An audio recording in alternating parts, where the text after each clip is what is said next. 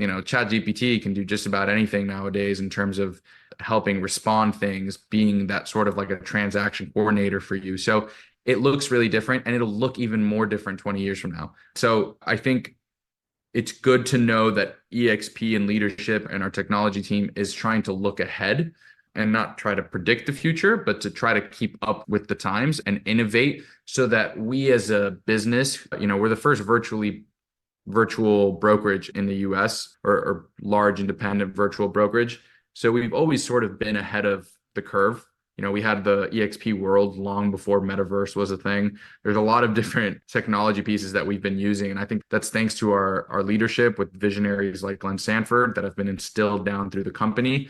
And I would keep a lookout, because I'm sure we're going to continue to roll out new technology and better practices over the next 3 to 5 years. But also a lot of trainings on it. There's been so many trainings on how to use AI, how to use technology to your advantage as an agent. And you're doing yourself a disservice if you're not trying to take advantage of all the tools and resources available to you to be the best professional you can be. It doesn't mean you have to like all of them or use all of them, but just have an open mind, try to learn, and pick one or two that'll help you really make a big difference in your day-to-day or in your business.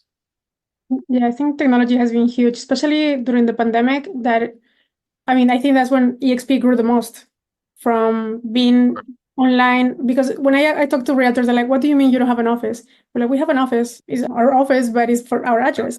And then they're like, "But no, you have to have a front office." But then that shut everything down with the pandemic, and now nobody can have an office.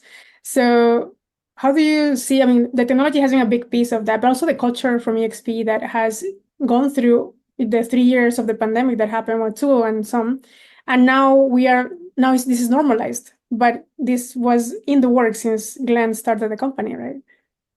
Yeah. So if you look at when we build our business model, nobody thought our business model could be successful. Nobody thought a virtual brokerage made sense at the time. And usually a lot of people thought the internet was just a fad when it came out. I remember the first time I heard of Bitcoin, I thought Bitcoin was like a thing that was going to go away after a couple months. And it's been whatever